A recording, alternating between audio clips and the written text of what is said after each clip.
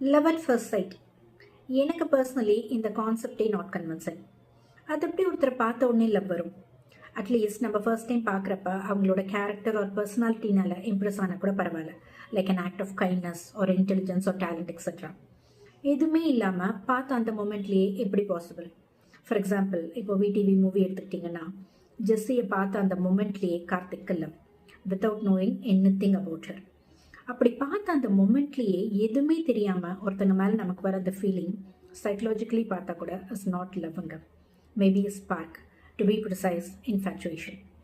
நமக்கு அந்த initial attraction தான் அவங்கள பற்றின இமேஜினேஷன்லாம் நமக்குள்ளே க்ரியேட் பண்ணி லவ்ங்கிற அந்த ஒரு இல்யூஷனை உண்டாக்கிடுது.